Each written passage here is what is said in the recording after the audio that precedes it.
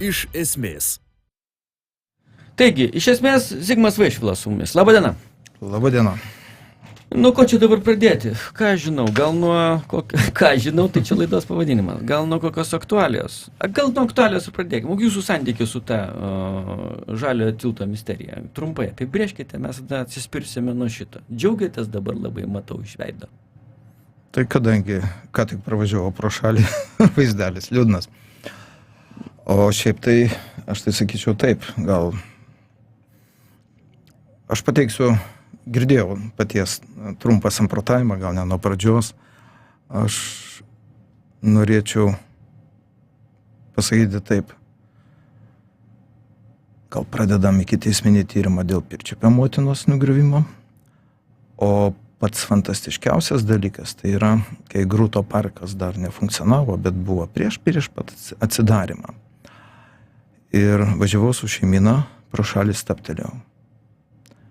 Ir tuoj prisistatė Malinauskas, mes ten žvalgėmės, kaip ir kas, papasakojo idėją, parodė ir sako, neatspėsi, štai stovi grupė, skulptūrų grupė. Ar žinai iš kur? Žiūriu, kažkas labai matyto. Sako, taigi 1863 metų sukilėlių prieš caro valdžią, Rusijos caro valdžia, Kalnelio Šiaulių skulptūros grupė, nugriauta kaip sovietinis paminklas.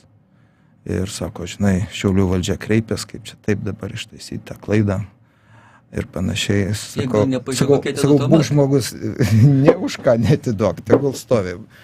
Monumentas paaiškinantis, kaip mes nemokame galvoti, kaip mus lengva nukreipti ten, kur reikia, o esminius dalykus dėlioti taip, kaip reikia valdžiai. Na ir gerai, tiek jau to. Dabar jau procesas pavažiavo, tai dabar gyventi toj vazonų. Bet šiaip teisingai sakė, jeigu šluot, tai šluot viską, paminklą, jeigu šluot, tai viską. Kas tarybiniais metais buvo pastatyta daug. Gal ne iš karto viską, bet tiltas mane tai iš tikrųjų labiau kraupina. Ir va aš dabar matau fotkėje, kuri fotografija mokslininkų namus, tai manau, kad čia šitas irgi pastatas, ta stalinistinio ampyro šedevras, kapinės vokiečių karo belaisvių. Tai ten bent jau reikėtų uždėti lentelę. Čia žuvo žmonės, kurie statė jau po karo tą visą monstrą. Va čia kartotinis pastatas. Jisai yra iš tikrųjų, tiek Vašingtono, kur dabar Emanuelio Zingerio dėka Vašingtono aikštė atsirado, kaip tik prie to baisaus monumento. Ginai, vokiečių karo belaisviai statė karui baigiantis po karo Maskvos vardo, Lenino vardo jo kanalą, kuris sujungė Volgą su Maskvos upe. Tai ištakose stovi du didžiuliai monumentai, stovėjo bent tuo metu. Vienas milžiniškas Stalinas, kitas Leninas. Dabar Grūto parke, jeigu juos abudu pastatyti, tai parką reikėtų kitoje vietoje. Okupantai statė. Gerai, tai tuos dalykus sudėliam. Dabar, iš tikrųjų, mūsų mėginimas dabar tą susitikimą įforminti turbūt susijęs su penktadienė laida. Mes čia šnekėjom apie nusikaltimus žmoniškumui, apie tai, iš esmės, ar veikia tie įstatymai atgal, buitiškai tariant, ar iš tikrųjų tie tribunolai pritaikomi ir taip toliau. Bet jeigu trumpai, pradėkime tada nuo jūsų nuomonės. Laidą, kiek suprantu, girdėjote, čia mes apie medininkus, tai kaip buvo tam tikra, Rygos Omono byla, tai medininkų, po to Vilniaus Omono byla, ten tie visi išteisinimai. Vat kaip jūsų santykis su visa šita jau istorinė byla, todėl kad ji irgi tiek pat, kiek Lietuvos nepriklausomybė iš esmės trunka. 90-ųjų spalyje Lietuvos Respublikos aukščiausioji taryba priėmė baudžiamojo kodekso pataisas, kuriuose yra antivalstybinė veikla. Ir kalbant apie karo nusikaltimus ir nusikaltimus žmoniškumui, kuriems senačių nėra, nebesikartosiu praeitos laidos garbių prelegentų pasakytas mintis. Be abejo, ir tarptautinės nurodytos konvencijos ir kiti dalykai leidžia tai taikyti. Tačiau tai, kas nutiko birželio 4-ąją, berods išteisinamasis nuosprendis OMON vadam Boleslavui Makutinovičiui ir štabo vadui Razvodovui, kaip jau dabar tas vardas, tai matau tokį ping-pongą sužaistą tarp prokuratūros ir teismo konkrečios sudėties. Tai visų pirma pasakyta, kad šie nusikaltimai padaromi karo, ginkluoto konflikto ar okupacijos metu. Ir prasideda toks ping-pongas, kaip jis vyksta. Teismas pasiūlė prokuroram patikslinti kaltinimą, kad jie remtųsi 49 metų Ženevos konvencijos, reiškia nustatyto elgesio su civiliais asmenėmis taisyklių pažeidimais. Prokurorai, perskaičiau dabar nuosprendį, prokurorai pasakė to, kas yra mūsų baudžiamajam kodekse, tų nusikaltimų kvalifikacijų, 100 straipsnis ir 103 pakanka ir nėra ko čia kartoti. O tada teismas gudriai ir gražiai išvinguriavo. Tai matai, anot teismo ir prokurorai kaltinės neįrodinėjo, kad nurodytų laiku Lietuvoje nebuvo susiklošius tokia padėtis. Aš, kad nebūčiau toks visažinis ir panašiai, pasižiūrėjau dabartinio konstitucinio teismo mūsų pirmininko Dainiaus Žalimo nuomonę, kompetitingą nuomonę pateiktą remiantis atitinkamomis konvencijomis, kas tai yra okupacija. Ir pasakysiu paprastą dalyką. Okupacija tai yra apibrėžta 1907 Hagos konvencijos nurodyti straipsniai ir jame aiškiai pasakyta, tai yra kitos valstybės teritorijos užėmimas, buvimas svetimos valstybės valdžioje. Tai, kas atsitiko 40-ais įėjus tarybiniai armijai, raudonai armijai, tada visiems suprantama, visiems aišku. Ir tai, kad prievartos būdu mes buvome inkorporuoti, formaliai balsuojant, tai tarptautinės teisės požiūrių neatleidžia nuo šitos atsakomybės ir vertinimo. Tai vadinama aneksija. Valstybės vienašalis kažkoks tai paprastai privertinis aktas, kaip mes tapome TSRS dalimi. Tai dabar šitoj situacijoje kaip gražiai sužaidė, nežinau, kas labiau sužaidė. Manau, kad tai yra abipusis žaidimas siekiant aiškaus tikslo ir turint. O tikslas koks? Tikslas koks? Žinot, aš jau esu kalbėjęs, kad visiškai netyčiom 2014 metų lapkrityje gavau pernai metų lapkričio 3 generalinės prokuratūros nutraukimą dalyje sausio 13 bylos. Gavau todėl, kad vienam iš epizodų esu pripažintas nukentėjusiai, dėl to jie privalėjo man pateikti. Ir išvardinta aibė epizodų, šis ikiteisminis tyrimas pradėtas po to, kai 99 Burokevičių ir kompanija buvo nuteisti, o sujungė tada prie sausio 13 kitus epizodus. Ir štai nutraukta yra 9 net epizoduose, pradedant Vilniaus aukštosios partinės mokyklos peripetijomis. Aš pripažintas nukentėjusiu esu 90 balandžio 20 beros dėl įvykių spaustuvėje Maironio gatvėje, kur gavome kailį su kitais žaliaraiščiais nuo TSRS vidaus kariuomenės. Ir baigiant kitais epizodais ir ypatingos padėties ir sausio 13 kai kuriais epizodais įvykiais prie Šiaurės miestelio patyliukais gražiai nutraukė. Ir būtų kaip lyg ir nieko, bet aišku, kaip visada be motyvų, niekas tuo nesigyrė.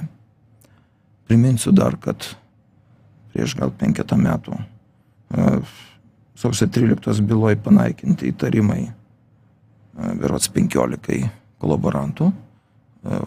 Priežastis yra, jie mat patys nešaudė. Ir atsisako prokuratūra pateikti jų pavardės, nors tai jau nebe ikiteisminio tyrimo dalis, jokia valstybės paslaptis. Ir tai suneramino apie tą savo laikų 13 metų sausio 13 kalbų į Seime, pasakiau apie sausio 13 bylos eigą. Ir žinote, be abejo pasinaudojau savo procesinę teisę skųsti nutraukimą. Motyvų nepateikinėjo nei generalinio prokuroro pavaduotojas Arulašaitis, nei pirmos instancijos apylinkės teismas, tačiau fantastinis dalykas nutiko šių metų balandžio 13 dieną, kai paskutinė instancija Vilniaus apygardos teismas, teisėjas Stasys Lemežis, beje irgi šioje kolegijoje dėl OMON vadų bylos pasisakęs ir buvęs teisėjo, išnagrinėjo būtent tą epizodą, kuriame aš esu pripažintas nukentėjusiu, ten, kur mes gavom į kailį Maironio gatvėje, spaustuvėje. Ir žinot, formuluotės tiesiog fantastinės. Anot teisėjo, teismo, jis pateisino TSRS vidaus kariuomenės veiksmus, nes tais veiksmais buvo siekiama objektyvaus tikslo, cituoju, patekti į spaustuvės patalpas, vykdant, remiant valstybės organizacijos politiką dideliu mastu arba sistemingai užpuldinėti civilius. Čia citata. Ir pasirodo, mes trukdėm vykdyti valstybės politiką, kariškiam nepasišalinom, dėl to gavom į kailį teisėtai. Aš neturiu ką daugiau komentuoti, tai klausimas, ar teisėjas supranta, kad jis sutapatina skirtingas valstybės. Gerai, Zigmai, čia dabar yra truputį kita istorija. Aš dabar apie tą, bet tikslas aiškus. Ten yra pasakyta, mes patys kalti, kad mes priešinomės. Bet jūs dabar tarsi tarp eilučių, va toks tarp intonacijų yra skambantis gal kaltinimas, gal tam tikro sąmoningo veiksmo atšvaitas. Taip yra, kažkas čia sąmoningai kažką daro. Vat galima būtų apibrėžti, kas čia vyksta.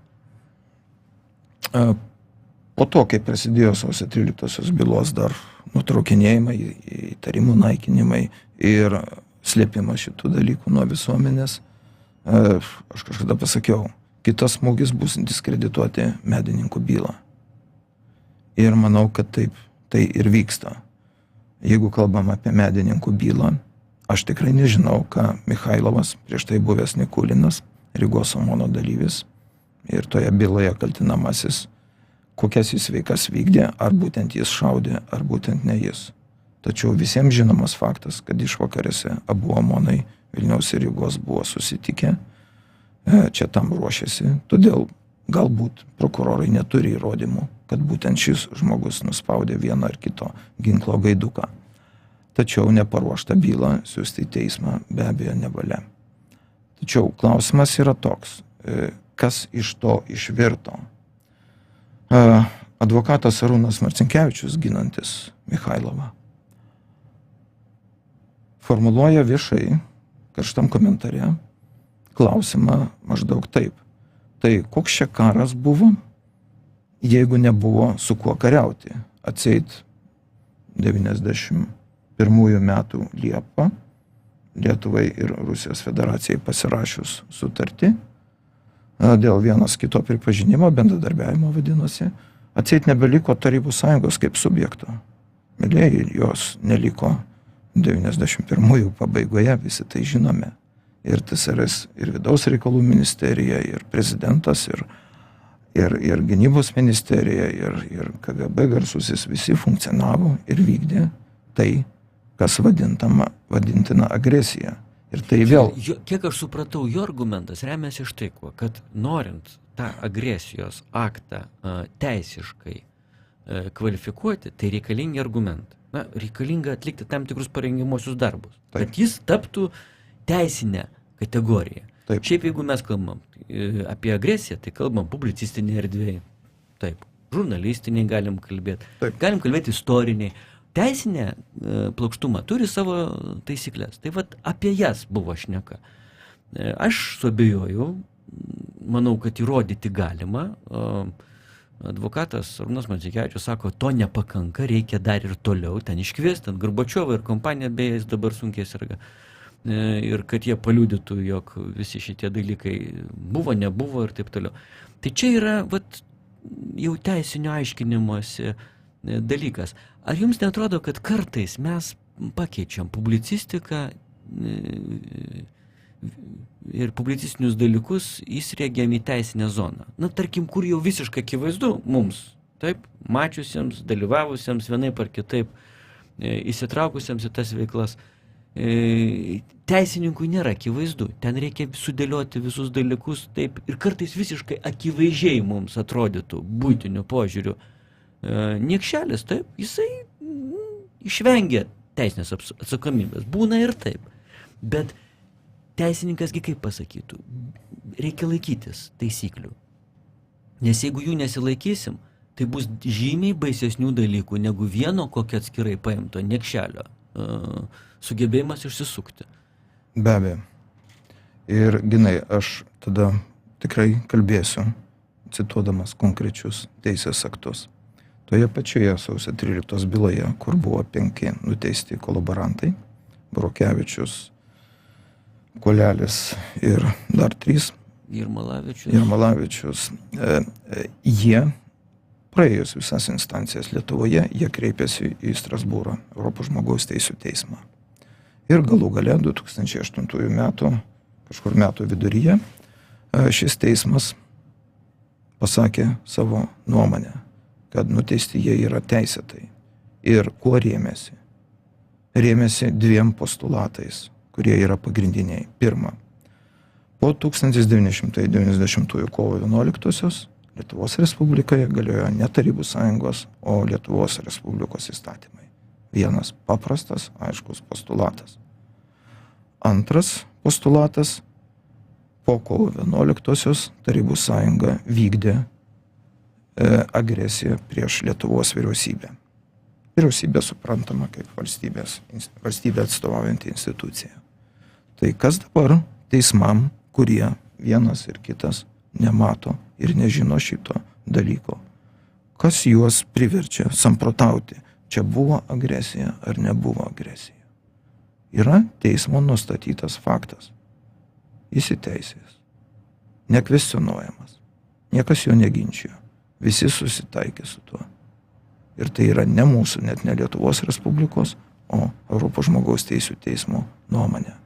Todėl, kai pradeda kažkas kažką vartyti ir sakyti, tai čia, žinai, nebuvo su kuo kariauti, Arūnas Marcinkevičius, advokatas, aš atsiprašau, bet tai jau yra tyčiojimasis, tai gal Lietuva kariavo su Uzbekija ar Baltarusija, ar dar kažko. Retorika. Aš sakyčiau, advokatas turėtų ginti savo ginamąjį, bet ne byloje, bet neformuoti valstybės politiką viešai. Išreiškia savo nuomonę tam tikrose kontekstuose, nors tam tikrose jisai atsisako ją reikšti, labai tiksliai dėliodamas, kur gali, ką pasakyti, kur ne. Čia tik to, čia jau kita daina. Mums dabar svarbu, gerai, bet tada jūsų vertinimas. Aš, tiesą sakant, nepakankamai kvalifikuotas, kad galėčiau suvokti, kodėl Strasbūro žmogaus teisių teismo įvairūs sprendimai jie netampa kelrodė žvaigždė mūsų teismams. Čia va šitą sąsają galėtų paaiškinti kokie teisininkai, kurie nuolat susiduria štai va su panašiais reiškiniais. Aš nemanau, kad ir teismai, ir prokurorai to nežino. Bet jūs, kai kalbat, kažkoks jaučiasi toks, va, jūs jaučiat, jūs tarsi sakot, kad kažkas čia sąmoningai kenkia. Teisingai jaučiu? Yra kažkokia sąmoninga, ar čia vis dėlto nesąmoninga jėga? Na, žmonės, žinot, neturi laiko, tingi, praranda interesą, įvairių dalykų atsitinka gyvenime, kai staiga taip susikloja ne pačiu geriausiu būdu aplinkybės.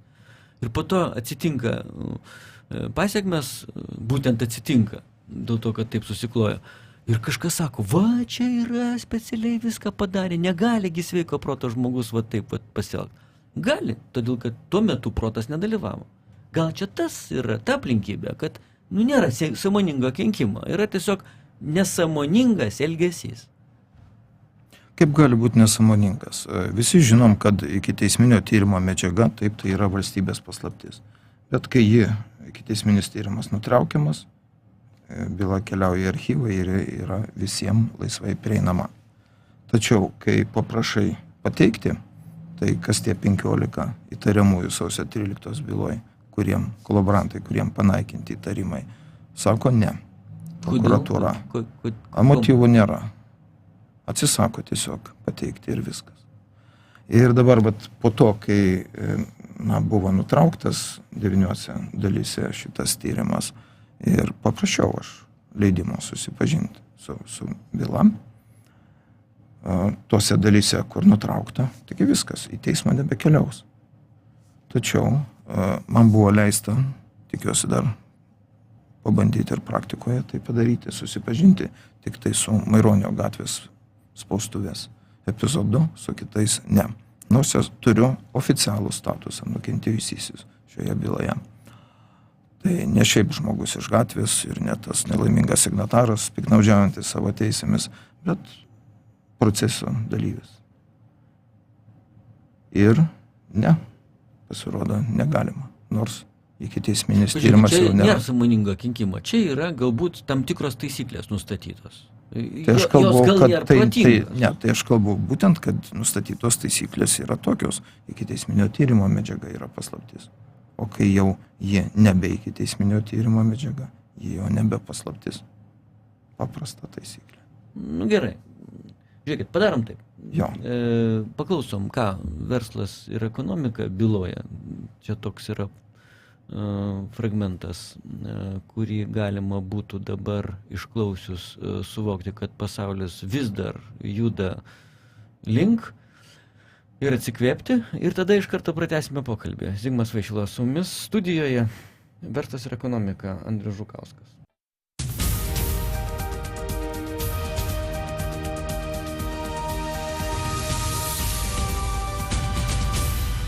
Iš esmės. Iš esmės grįžtame. Dar vienas fragmentas su Zigmu Vaišvila. Mes čia bandome senus popierius vartydami ir tiesiogiai panas Zigmas čia įsidėliojęs ant stalo ir metaforiškai seni reikalai. Kiek tie reikalai mažiau seni negu Žaliojo tilto skulptūros, bet susiję su tais pačiais dalykais. Vat tai yra okupacijos ženklai. Su jais kažkaip reikia išsiaiškinti, santykį nustatyti.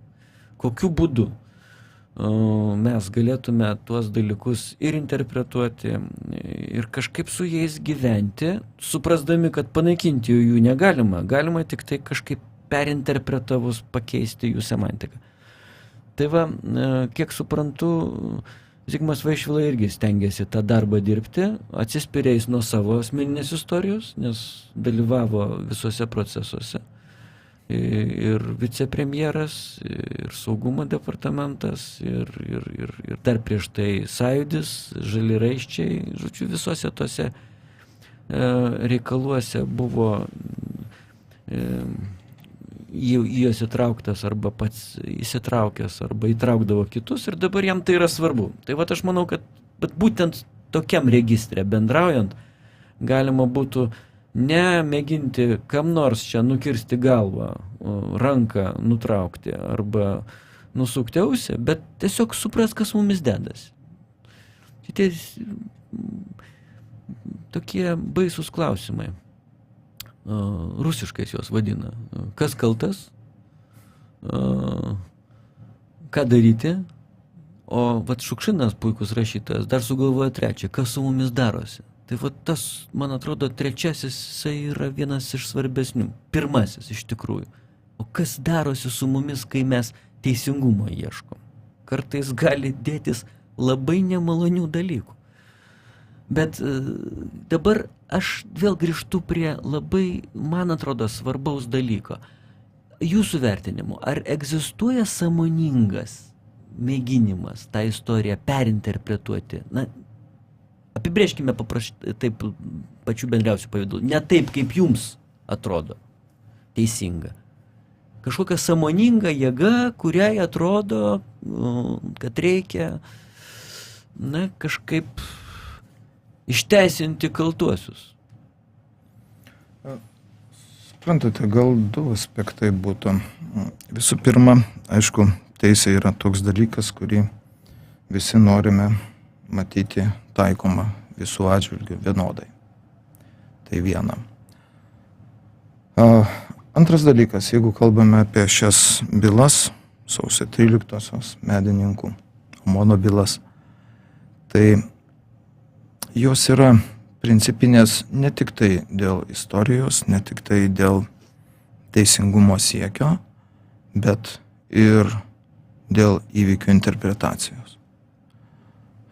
Prieš prasidedant visiems šitiem pasikeitimam, prieš 5-6 metų, atsirado naujos gaidelės ir jos visų pirma nuskambėjo iš Maskvos. Tai yra Alfa grupės buvęs vadas Michailas Golovatovas, kuris buvo įkliuvęs, taip, Austrija. Ir pasirodo, Europinė vertybių sistema jau tada įvertino Lietuvos ir Rusijos lygybę įstatymo požiūriu. Okupacijos įšalas, nes Austrija mesgi neprisimnom, buvo okupuota 10-metį. Jo, buvo panašus nutikimai kažkokie Suomijoje bebūna.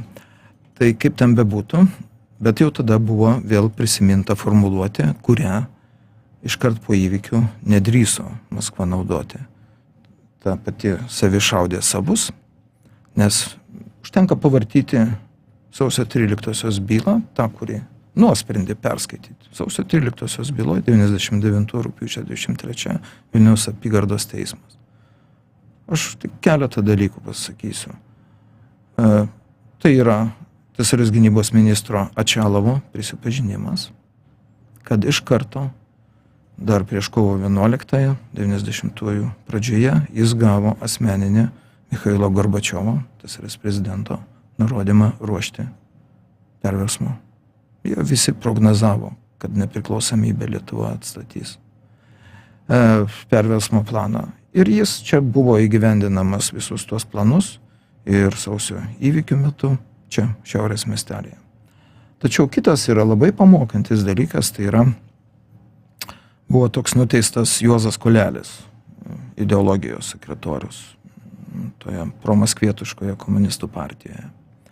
Ir yra toks garso įrašas byloje, kuriame 2 TSKP-CK instruktoriai iš Maskvos atvykę Koleliui aiškina: visi suprantame, kas čia įvyko.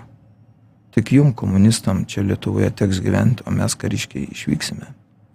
Ir jau dabar reikia pradėti stengtis formuoti, kad mes patys kišom čia Lietuvos gyventojai žmonės po tankais, kad mes patys šaudėm, va taip po trupučiuką filmuoti. Bet ir Nevzorovo filmas iškart paruoštas buvo. Ir karštais pėdsakais, nelietuviškai kalbant, nufilmuotas televizijos bokšte. Ir visą tai, kaip pasakyti, sulaukus, nuosekliai nesilaikant tų dalykų, pradedama tai formuoti, o po to kyla kiti žingsniai. Politiniai vertinimai čia, Klaipėda, čia Vilniaus kraštas, teisingai, neteisingai atiduotas, preteksto ieškom ar neieškom. Tai yra pagrindimas. Jeigu nuosekliai laikomės, tai laikomės tos pozicijos. Ir jeigu teisė vienodam taikoma, tai vienodai taikoma. Jeigu 5 kolaborantus nuteisėme, tai kodėl kitus slepiame ir atleidžiame nuo atsakomybės, kad jie nešaudė. Ir Burokevičius nešaudė, ir Kolelis nešaudė, bet juos nuteisė teismas. O tai, ką sakot, ko gero svarbu yra tolimesnės perspektyvos požiūrių, nes taip, jeigu leidi tam tikrus dalykus viešoje erdvėje, pavyzdžiui, ištarti, taip? Čia man irgi tenka kartais apie tai susimastyti. Na, tarkim, ateina žmogus į laidą ir pripasakoja visokių dalykų, kurie pakartoti darsik, dauginam iš koeficientų, turi galimybę tapti tam tikrą, jei ne vadovėlinę, tai bent jau tokiu kuoliuku įkaltų, ant kurio gali pradėti statyti kažin kokį statinėlį.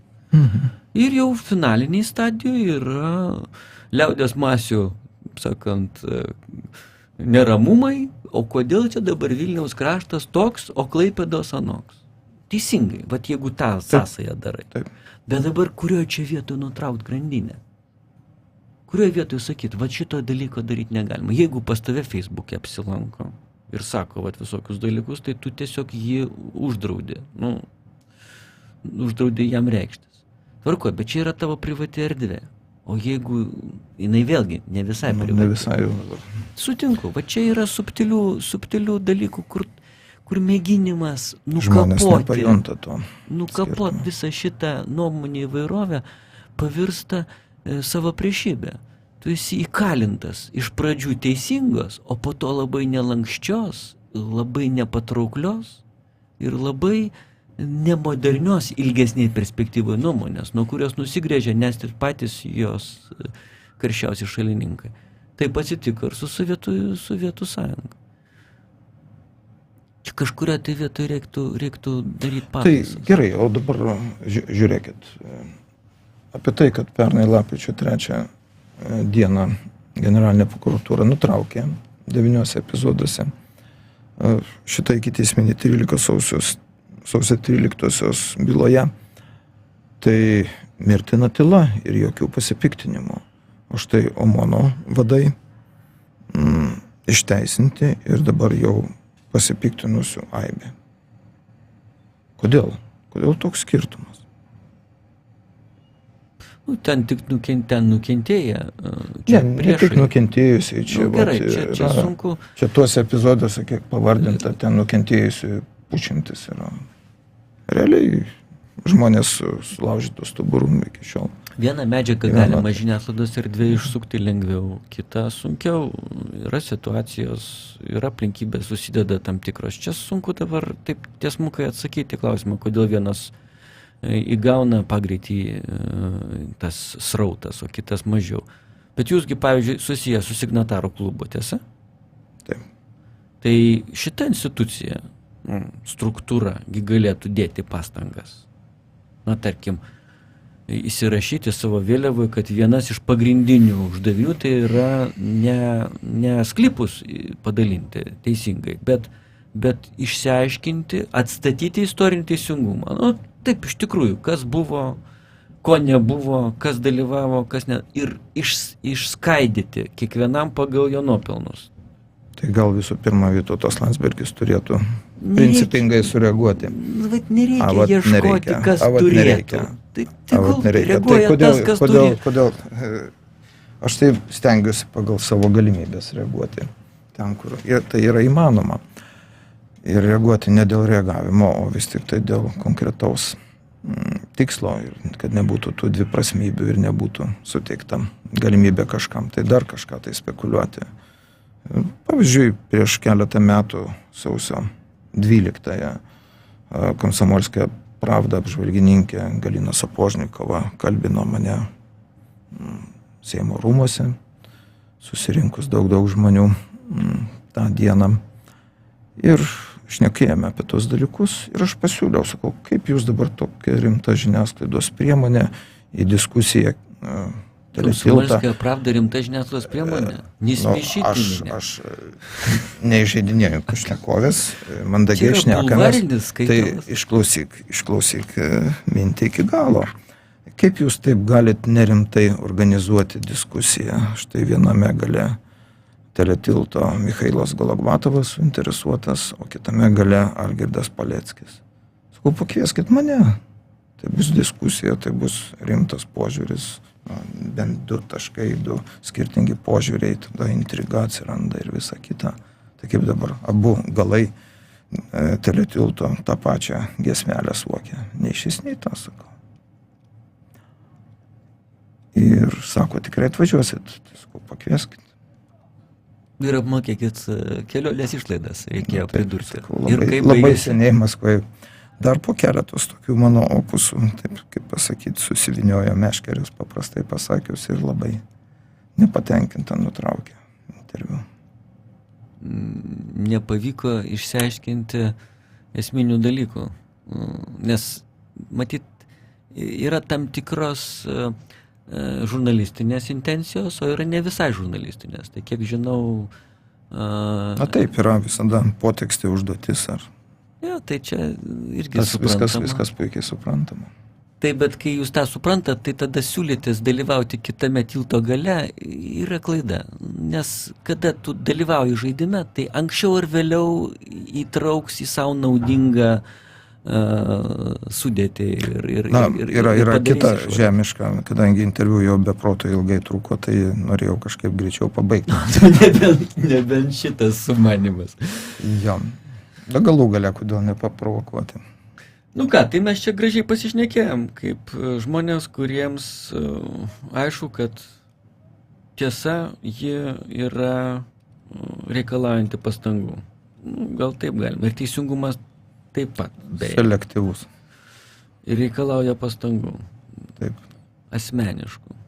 Ir jeigu jų nededi, tai nebūtinai jisai išlaiko savo teisingas formas. Čia kaip žemės ūkis. Nes... Jeigu neravi, tai atsiranda piržai. Matai, kaip dabar gražiai birželio 4 išteisinamajame nuosprendyje mon vadam pasakyta teismo. Štai prokurorai neinkriminavo taip kaip reikalą. Tai vat ir netyrė teismas. Čia buvo okupacija ar nebuvo. Liktai tai irgi kažką dar reikėtų įrodinėti, ne?